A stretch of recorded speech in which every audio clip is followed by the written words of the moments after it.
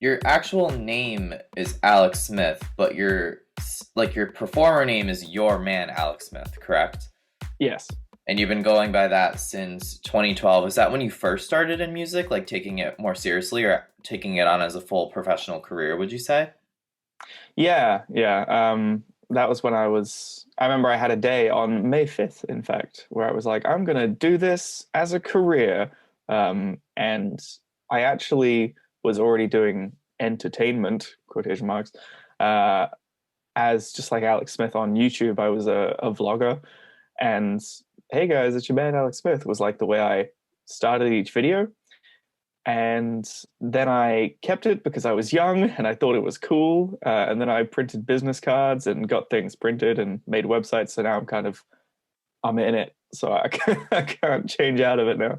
But I like it. It's easier to remember than just Alex Smith. Yeah, it definitely stands out a little bit more. How young were you when Hmm. you first started then? Oof, 2012, make me do maths.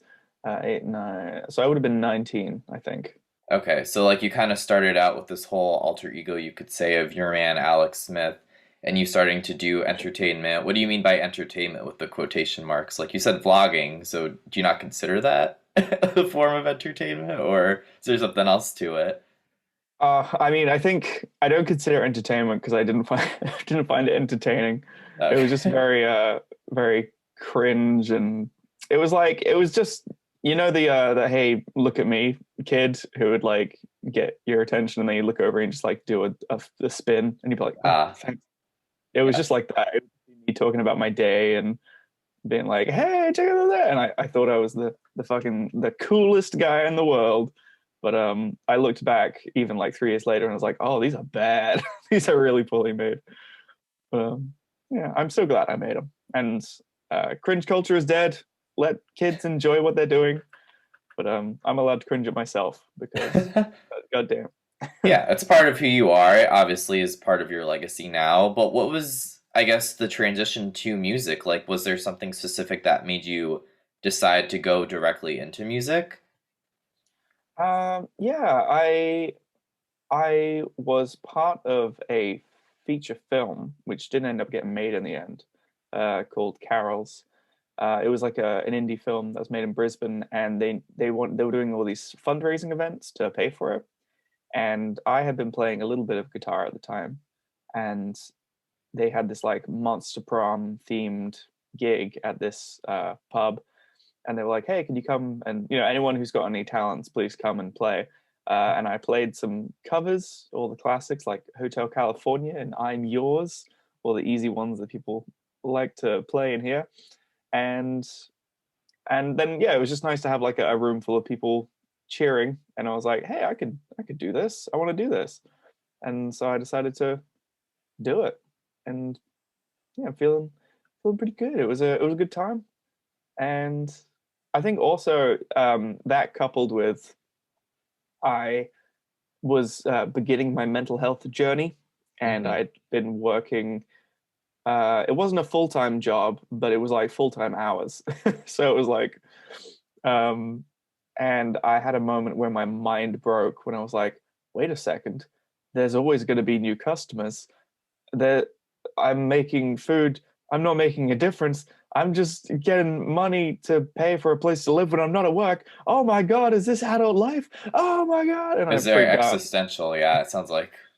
Yeah. And I was like, I'm spending all my time doing stuff I don't want to do. And so I kind of broke it down and was like, all right, well, what do I like to do? If I had to do something for the rest of my life, what would I want to do? And I was like, well, I guess music. I like music. And so I was like, all right, we're going to do music now. And that's been it ever since. And you had a lot of musical influences I saw specifically, I think from your dad, is that correct? So how did that kind of play into you taking music more seriously? Oh yeah.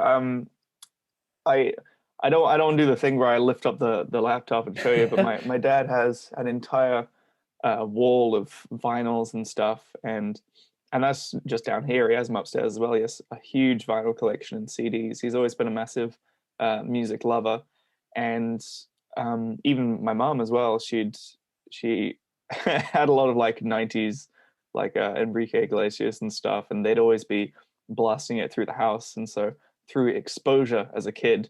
I just heard all this really great music, and my dad's always. I've been very lucky, I realize now that I grow up, that my dad would take me to concerts. So I saw a lot of concerts growing up. Um, and yeah, and it just kind of instilled a love of music in me. And I think it was a way to feel connected to my parents. And yeah, and then I think just when I grew up, it was like, of course, why wouldn't I? Because also, like, music's great. Everyone loves music. Agreed. Yeah. And what about theater? Because you mentioned that too. That had a big impact on you.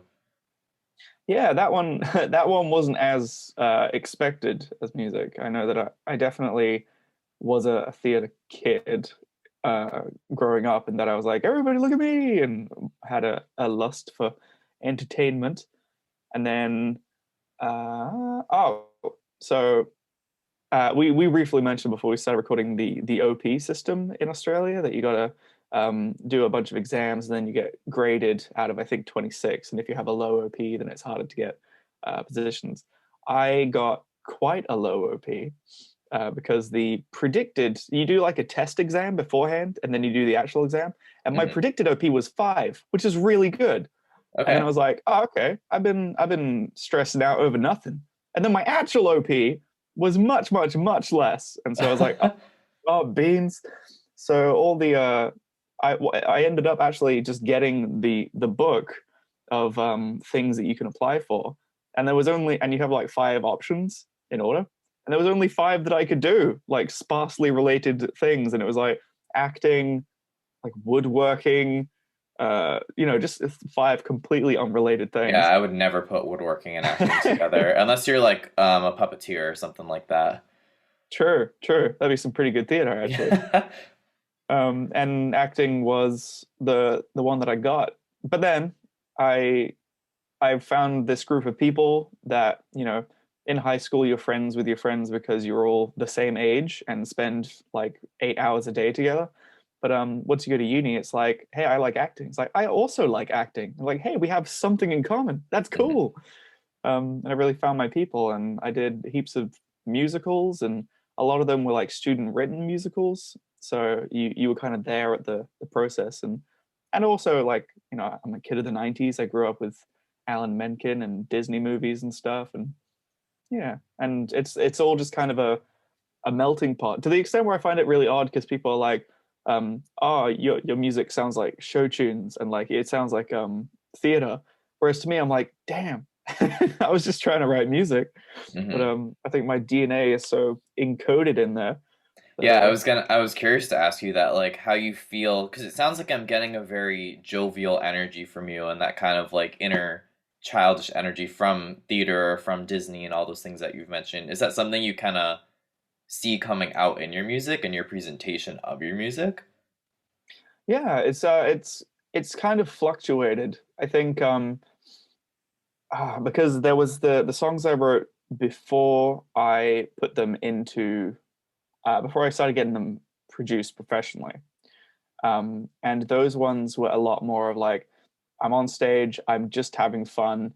Um, a lot of like theatricality, like I'll do like a guitar solo with my mouth kind of thing. And also because I was just one guy on an acoustic guitar. So Hmm. I had to kind of do the band parts that weren't here. And like I'd play the bit and I'd just play. And then there'll be like a trumpet bit here that goes. So the first show was like a complete hot mess. Um, and then as I started getting more professionally produced, I I tried to keep as much of the fun theatrical element in it, but various producers have kind of like warned me away, like the tide on the cliff, and being like, "Look, if you wanna get this music out to people who can hear it, then you kind of got to play the game a little bit." And Mm. so I've been pulling it back a little bit because uh, enjoying life and not caring what anyone thinks is such a fine line between cringe and cool. And I often tend to fall on the cringe dad joke kind of side of things, which isn't great for selling. But I'm definitely going to pull a Coldplay, and once I get big, I'm just going to be like, "Here's the music I want to make! Hooray!" Yeah, but it's But kind of like you're saying you're at that process where you're trying to build yourself up and build up that reputation first. Yeah, because like yeah, I've been doing this for nearly 10 years and maybe having fun with it hasn't been sticking as much as we'd like. So I'm trying to, but also like I think it's kind of a fine line because the music itself is about upsetting stuff, and I kind of do make it fun so that people can listen to it. I like to reward people who take the time to listen to the lyrics and analyze it. Um, because but that's the other thing, because when you go to a gig, like it's not fun to sing an entire set of like sad songs. Hmm. And it's not fun to go to a gig and like listen to an entire set of sad songs. So if you've got like, I've got some sad songs that I write, and I try to make them fun to play and fun to listen to because it's not really enjoyable for either party to just have an entire set of sad, slow, boring songs. But yeah.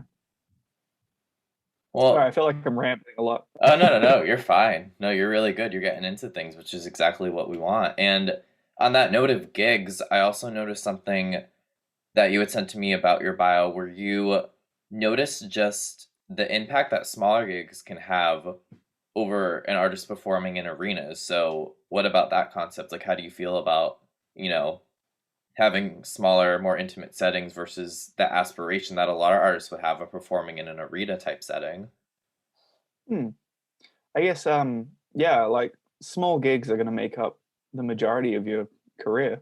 So if you're not if you think it's beneath you or if you're not comfortable playing a smaller gig, then you're not really going to make it to the arena. I don't know, like um and also like the music scene, it's just a bunch of like especially in Brisbane, which is a very small town, like if you're not nice and if you're not fun to play with and if you have an ego, then people aren't going to want to play with you.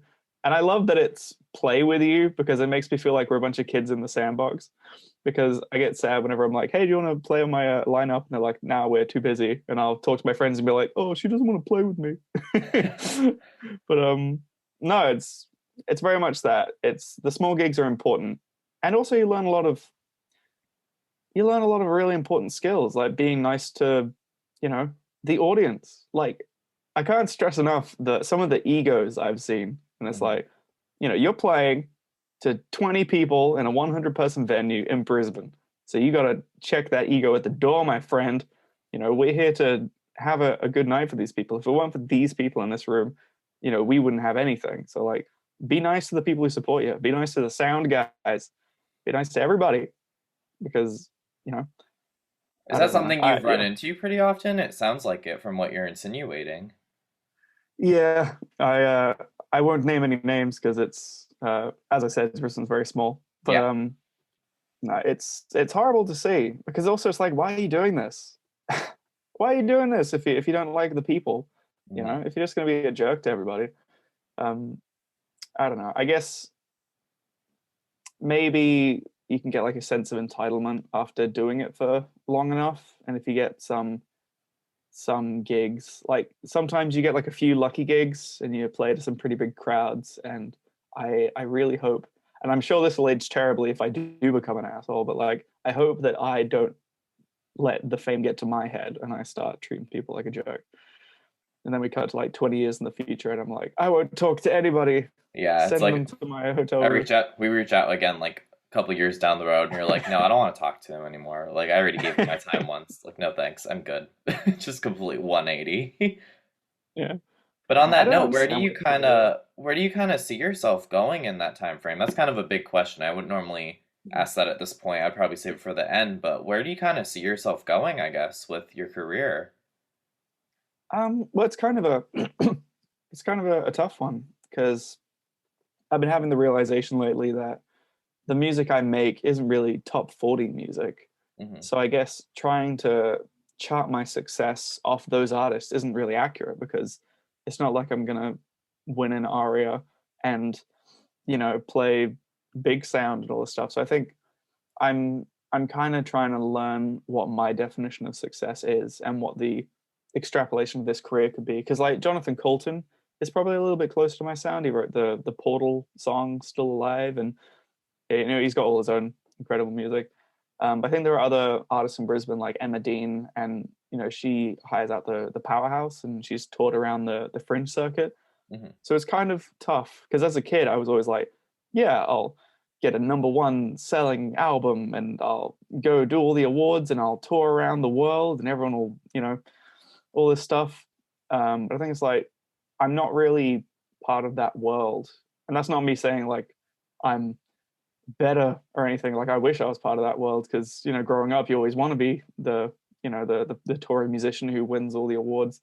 But I don't think that's the world I belong in, unfortunately. But I belong in a different world. And I think it's just very much finding out what that is. And people have always mentioned the theater side Hmm. of things. And I think I want to lean more into that, which is why this album, once it comes out, um, I want to put together kind of a show and I want to try and tour that around Hmm. because I think maybe I should just, yeah, like lean into the theater thing. And also I'm doing the podcast and I really love making music videos. I think that I could definitely find a home on the internet. I think the internet is definitely a good place for me.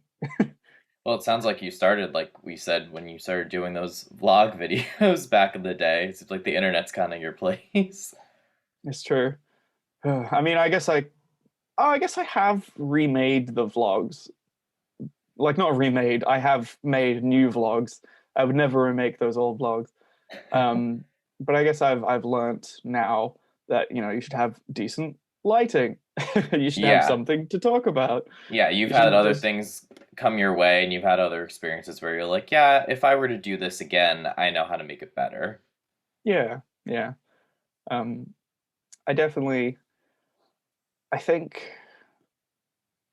I kind of suffer from the curse of thinking differently from other people, Hmm. and it isn't as much of a hit rate as I'd like, where it's like you think outside the box and thus you have an edge on everyone. Sometimes it's like we should go through this door and I'm like, what if we clambered through the window? And it's like, oh, that actually takes a lot longer and isn't very successful. But I think that sometimes thinking a little bit differently from other people does have its benefits, and at the moment it seems very much like the Brisbane musician plan is if we just play gigs like every week, then we'll blow up one day. And it's like, Hmm. no, it can't be that. Like if everyone is doing the same thing, then you're going to get the same results as everyone else. Like you got to do something different, Hmm. which is why I'm taking a gamble. I'll say it on this animated music video that I'm getting made, and it's only a gamble in the sense that I have an expected outcome. Other than that, it's just an incredible piece of art that I'm very proud of. Well, yeah, why Um, don't you talk about it a little bit more with me? Tell me about this animated video. Like, what song is it for? Well, for the for the cowboy song "Align," that's the first track of the new album. When it came out, because I had like a little small acoustic show, and I was like, "Hey, everybody, I've got some new songs. Which ones do you think I should put on the album?" And everyone just unexpectedly really liked this cowboy song, and I was like, "Oh, okay. Well, I guess I'll make that the first single." Um, and then I did the cowboy song, and I was like, the people who were there probably were in a cowboy mood that night, but it just like exploded, and everyone just really liked. I guess everyone just likes pretending to be a cowboy. It's good fun, and it's almost next year is going to be my 10-year anniversary of being Wymus. So I wanted to do something really special. So I contacted a bunch of animation houses. Um, the people who did Knights of the Light Brigade from the Tupperware Remix Party music video. I contacted them. I contacted a whole bunch of different people, and I realized that I was using this. There's a series on YouTube called The Tales of Elethrion, and they were made by Skjald, which is a Danish word, which I've never been able to say, but usually I've only had to write it, so it's fine. Um, but they make a really awesome series called The Tales of Elethrion, and I was using that as an example of like what I wanted, and I was like, hold up, why don't I just ask this animation house whether they can animate it? And they did, and I was like, oh my god! And we've been working on that since September of last year, um, and it's coming together, and it looks so cool. And Yeah, the flip side is that animation is pricey, and Right. I think if I were to do this again, I'd probably have because obviously it costs money to market an album. I probably would have made sure that I had some money to market the album Mm. before going into this wonderful, expensive, incredible, massive contract. Um, but yeah, but also then I get to have the nice gritty feeling of, I'm living off $50 a week because all my money's going towards this album, and I'm like, yeah, living the dream. I'm doing Right. the hustle. Yeah, the Um, standard starving artist. yeah. Well, My if you have God. been working on this video since September of last year, you said, how long were you working on the album itself? Like, were these singles that you kind of had worked on specifically for this album, or did you have them kind of in, your back pocket and then you decided to string them along? Like, how long have you been actually working on this album, would you say? Uh, I say 2017 because that's when I know I definitely hit the gas. But the Cowboy song, "Align," I remember playing it to a partner in 2013. Um, but like in its real kind of squishy form, like in Bohemian Rhapsody, the movie when he like plays Bo Rap on the piano and it's like, oh, it's something, and the audience is like, "Ooh, it's gonna be Bo Rap." It would have been kind of like that because I play the first verse and I'm like, "There's something there," and then like 6 years later, I turn it into a line. But other than that, 2017 was kind of the time. I haven't for a long time, but I like to go away on a writing retreat. I go and stay in a little trailer park away from everyone, mainly just because I have terrible focus. And if I make it so that it's impossible for me to talk to anybody, then I can actually focus and write stuff.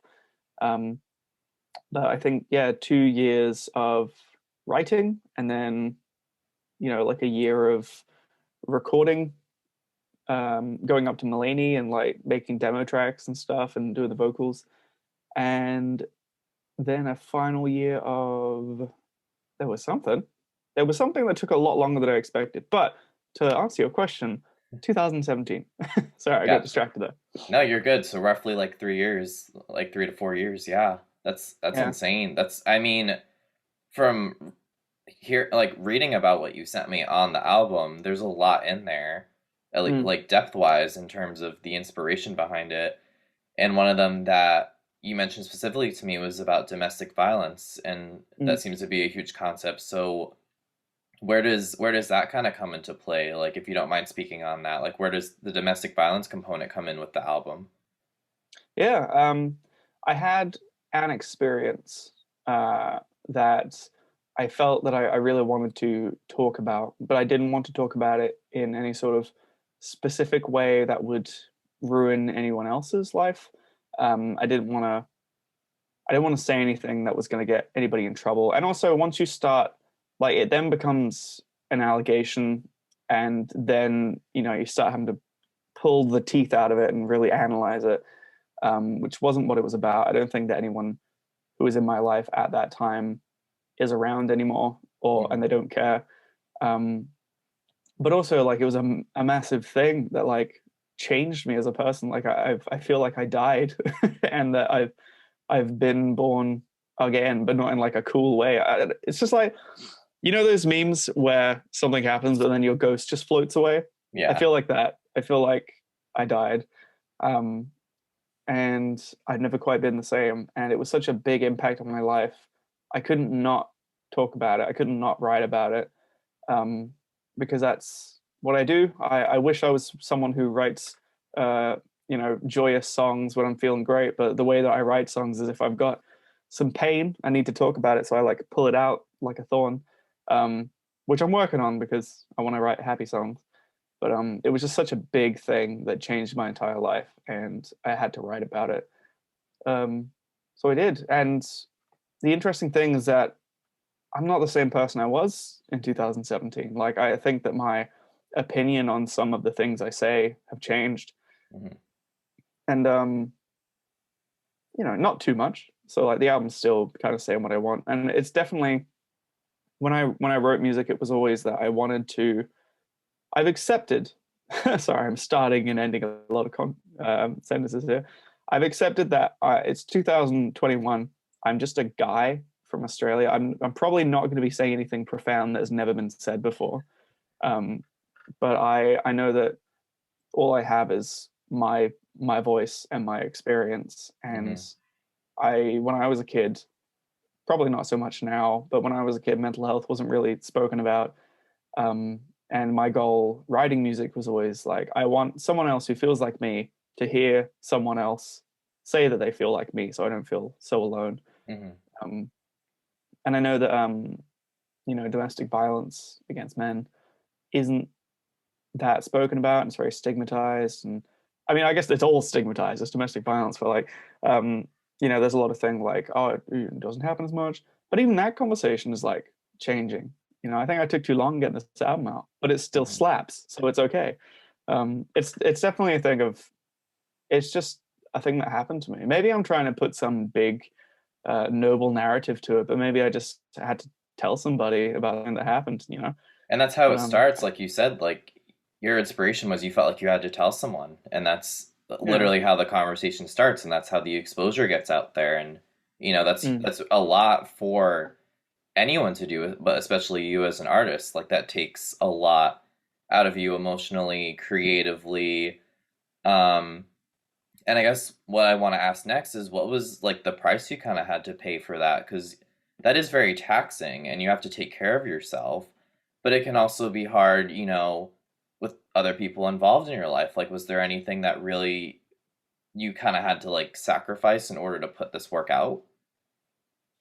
Yeah, yeah. I wasn't expecting, which upon reflection is silly, but I wasn't expecting how much of a toll it would take. Um, because obviously, I don't want to date the event so that people can try and piece together what happened, but it was quite fresh when I was going through it, and I think I'd been not thinking about it for a long time. Um, and like it in itself had impacted me. The events had impacted me, and so I was already slightly different. Um, and then the writing retreat that I went off, I went up north and stayed in a camper van for like 4 days straight. And I just like twisted the knife and like dug in and like was like, what do I want to say? How do I feel? All this stuff, and like it sucked. And not to mention the financial element. Like I like it's funny because this music video has cost much more. But at the time, I thought that the album was heaps and heaps of money, and I don't make a lot of money as a dude. I don't know if this is too much to say, but like I don't make a heap of money, and I've always been in the mindset of like I'm never gonna regret spending money on music. Like I have all my friends were like, I can't believe you're spending all this money on music. Like, you work so hard, you should get to, buy like some takeout or something. But it's like I'm not gonna think about takeout a week later. And like the same friends would also smoke a lot of weed and stuff, and they were always like, oh, you have so much more money than me, and all that. I was like, well, you buy like heaps of weed every week. That's why you got no money, man. Like drugs are Yeah. expensive. Don't do drugs, kid. Um, but like I'm, if I buy a giant cake, usually I feel pretty bad while I'm eating the cake. But like I've never ever felt remorse for spending lots of money on making music because that's gonna be forever. And like I like the fact that it's like Hmm. I will always have made this art. It's a yes or no. It's not, you know. And It's I definitely think, fulfillment too. Like they're getting something out of it, like it's your passion, it's your art, it's your humanity. yeah, I think in terms of the toll, I think I probably could have moved on a lot quicker had I not been spending all my time reliving memories, writing down memories, and then going into the studio to record memories and then like digging stuff up in the studio. Um, I also wrote a play that was like based on it as well. So I was also like rehearsing 3 times a week for this play, and Mm, it's been a lot. I'm glad that. And then there's also like the element of you're telling the story and the events that happened, mm-hmm. with a fantasy lens. Um, and then it becomes a thing of like, also, they do still have power of you because every second of every day is spent making this shrine to them, and like you're not out of it, you know. You're still making this thing for someone who isn't like there for you, and there's that element, and I'm like, oh my god, what am I doing? But and then I've enjoyed this final bit where it's just pushing it because now I really do feel completely like it's the thorn is out now, and I think it was really Mm-hmm. good because it was meant to come out in 2020, Mm-hmm. but it just wasn't the right year for it. Didn't really feel like a good year to drop music, but Mm-hmm. and so having that time where it was like done and I wasn't contributing to it, I could like breathe a sigh of relief and be like, okay, this is Yes. actually a really good album, and I'm really really proud of it. Like it's the best stuff I've made so far by far, and I'm really proud of like the consistency of like the quality. Mm-hmm. I think each song's a banger, um, and I'm just really proud of it. And I'm actually at a point now where when I listen to like the songs Mm-hmm. that are like about specific memories, they don't get a rise out of me anymore. I don't Mm-hmm. flash back, and I don't feel any pain or anything, which I think is good. And it took longer Yeah. than expected, but the album did the intended purpose. Yeah, that's incredible. Wow. Thank you so much for sharing all that, by the way. Like Oh, that's a lot to talk about. I want to talk about the intention too that we were kind of hinting at with some of these songs. mm, Specifically, you had mentioned like Crazy Days, Guilty, Slow Burn. Those are some of the songs that I saw from the notes that you sent me. With a little mm, bit more intention. So what can you tell us about those songs specifically, or any other songs too that might come to your head? mm. Um, well, sorry, I just got to. So the first two EPs, um, the first one was very much, yeah, like I mentioned, like I'm having a hard time, and I want other people to know what it's like, so that if they are also having a hard time, they can be like, oh, I'm not alone in this feeling. Um, Musically, the intention was to get radio play. That was going to be my big, all my hits, and everyone was going to be like, oh my god, and then I was going to release the music I wanted. Um, so I wasn't 100% happy with the production. It was a little bit squeaky clean for me. It sounded like some of the songs sounded like a commercial for a theme park. Oh boy. um, yeah. And then the second EP, Guilty, that was a lot more of, well, I tried to do the radio play thing and it didn't take off. So I'm just going to do whatever I want. Um, and so the second one was a lot more, for starters, it was real instruments, like 100% real instruments. Um, and it sounded a lot more authentic, but it was kind of too far in the other direction. But also like Little Automaton. That was a very theatrical song that people seem to really like. Um, that album was about, yeah, kind of the same thing, just like wanting to write music with the intention of making people feel seen. And then Slow Burn is kind of a happy medium where it's like I can write music about what is important to me and also make it something that people would want to listen to. Hmm. So I tried to make each song because the argument against albums, uh, especially in 2021, is that who sits down and listens to a whole album these days, which is a shame because I love the album. Like I'm releasing a CD for this, like in the year of our Lord and Savior 2021. Who's buying a CD? But Yeah. it comes with a digital download, and it's just because I, as a musician, like releasing a CD. It feels good to have a physical thing.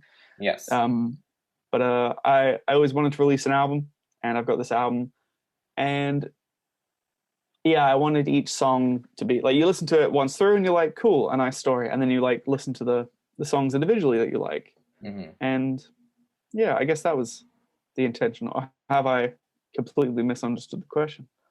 Oh no, like that's probably more than what I would have asked for. The different intentions Hooray! behind like everything else. Like yeah, like you said, there's intentions sonically, there's intentions performance wise, like how you want the work to do or how you want the work to perform. Like there's intentions across the board when it comes to music and just putting it out. So, you know, all the best intentions or all the worst intentions or all the you know, enter your variable intentions.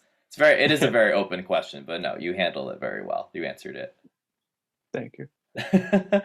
Yeah, sometimes I feel like my questions are a little bit like out there and maybe I scare people when I interview them, but I haven't gotten a lot of hate yet, so No, you're doing great. I'm gonna keep doing what I do until somebody tells me to stop. So here we are.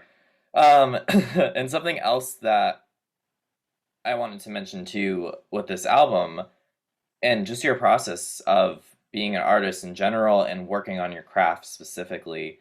You had mentioned too in the notes you sent me that a lot of reviews of your previous work were kind of mixed and didn't really allude to what you were trying to do as an artist. Like you felt like, you know, people were confused by your sound, or at least from what I understood, people were like confused. They didn't know, as we just talked about, like certain Mm, intentions or what you yeah. were going for. So how are you able to take the criticism from your past work and really focus on crafting your projects now and your album that is coming out?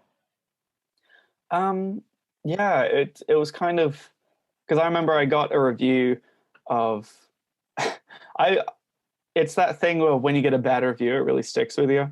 Hmm. Much more than any of the good reviews. I remember the and I'm annoyed at how much it influences the album when I get a really bad review. The I got a review of Crazy Days that eviscerated me for no reason. It was like some Tumblr blog, and I was like, "Hey, I saw that you review music. Can you review my EP?" And it wasn't like a big blog.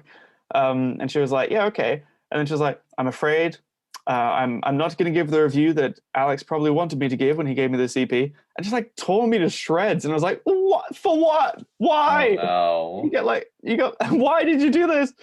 But and basically her big critique was that like, oh, it was all quantized and it all sounded very fake and MIDI.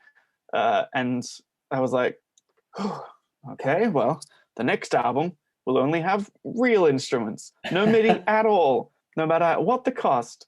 Um, and yeah, and so that was the next album. And then I sent that in for review, and I got this other silly review that was like, I really liked the first track, Little Automaton. I thought it was going to be like a thing set in a dystopian robot world, but then the next track wasn't, and like I got really confused, and I kept expecting it to go back to the first track, and it never did. 3 out of 10. I was like, what? Do you not understand the Oh concept of like boy. multiple songs? And so I was Yeah. like, yeah. So I was like, all right. People seem to think that the album doesn't know what it wants to be and that that's an accident. So for this next one, I was like, all right, it does know what it wants to be. And what it wants to be is a bunch of different genres. And I'm going to make Hmm. that incredibly clear. And so it like, because that's also part of the story of the album. It's like when you tell a very traumatic story, but like you have heaps of jokes and stuff in the middle, and like you try and distance yourself, and you're like, yeah, lol, guess I won't be blah. And everyone's like, yee. And like, that way of telling a traumatic story. And so 9 out of 10 of the songs are kind of putting on hats and like being different characters. And like this one's an 80s driving ballad, this one's a jazz duet, this one's Hmm. a and then at the very end all the smoke and mirrors go away and it's just like acoustic guitar and vocals, and it's like, but like Hmm. for real though, and then like has the kind of the real talk moment at the end. um and I'm hoping that when a reviewer listens to it, they're going to be like, "Oh, I see. They're using the different genres as lenses to Right. portray the typical thing." But I feel like they're probably just going to be like, "This album didn't know what it wanted to be. There was a cowboy song. There was a thing." And if anything, I've also originally I distributed through TuneCore. I've since changed to DistroKid. Hmm. Um, but you could like pay $30 to get 30 reviews of your music, and I realize now it was like a massive scam. And it was like, get $1 to review a song. And people would be like, it's good. And then, and so the reviews were never of any substance. But what I learned was that it was a complete scatter shot. Some people were like, 10 out of 10. I thought that this was very good. Or they'd be like, 0 out of 10. This is objectively terrible. And I was like, Oh, I see. It really is subjective. Like you can't really trust reviews at all. Especially, it actually really helped getting this like complete mixed thing of reviews because I was like, I Hmm. know that I like it, and some people are gonna hate it, and some people are gonna love it. And I think I got to stop trying to, pander to these reviewers because like, they don't even know what they want. Like this collection of reviewers here completely want different things from each other. So like you just got to make the music you want. And there's 7 billion people in the world. There's going to be a bunch of other Alex Smiths who are like, hell yeah, this is Yeah, good.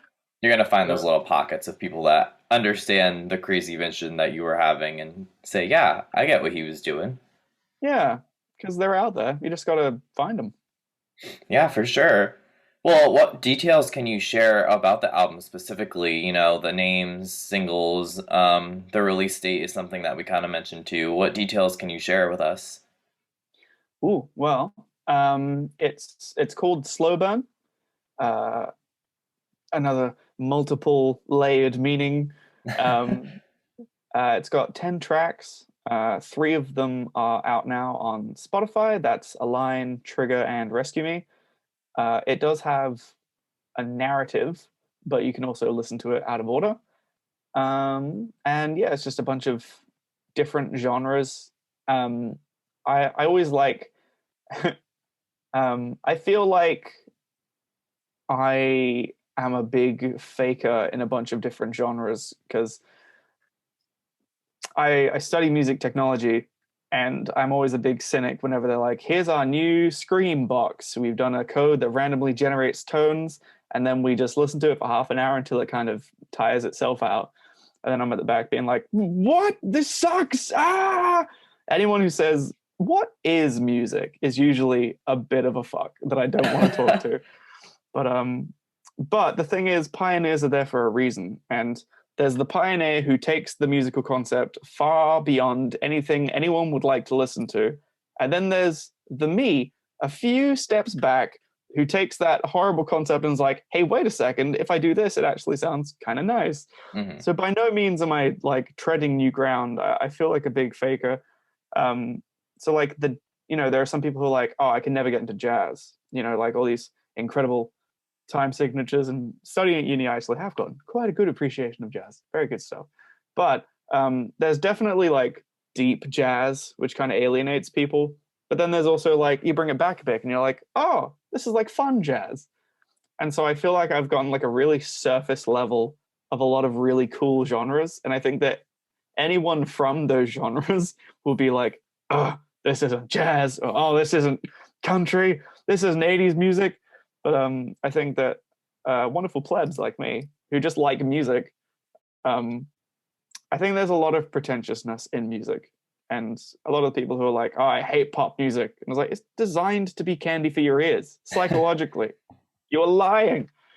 Well, they're not lying, preference, but like, I Right. think that, yeah, there's like a fun version of everything. And it doesn't have to be incredibly alienating for the audience. Like you don't have to have studied a jazz degree in order to enjoy jazz. Hmm.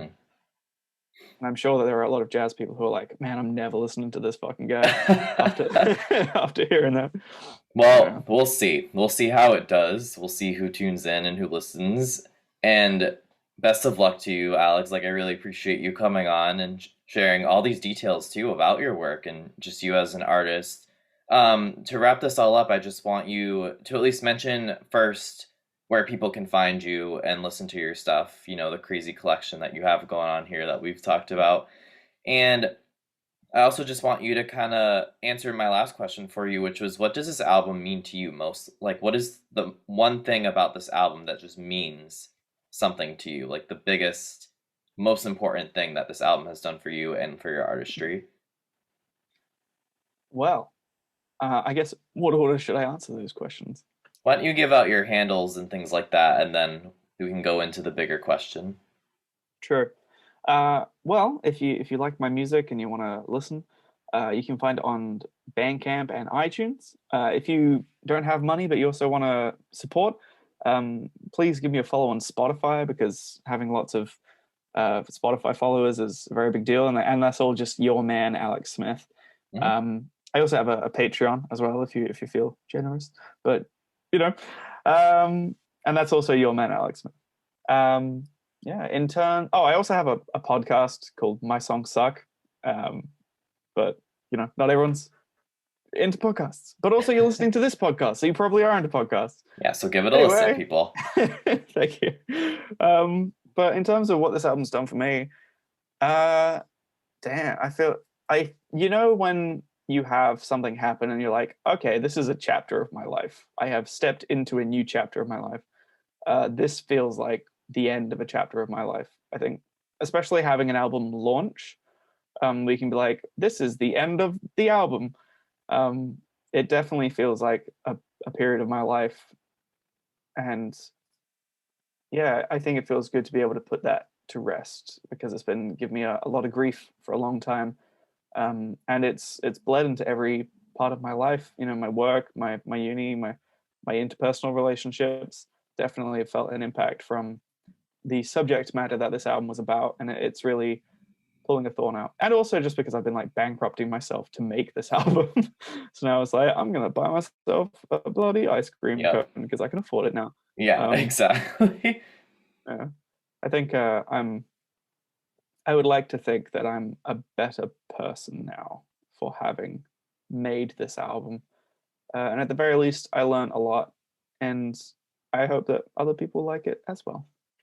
Awesome. Thank you, Alex. I really appreciate you coming on. And people can stream Slow Burn on June 18th, right? That's the date? Yeah. All right. So June 18th, listen to Slow Burn, everybody. Thanks again, Alex. Thank you so much for having me.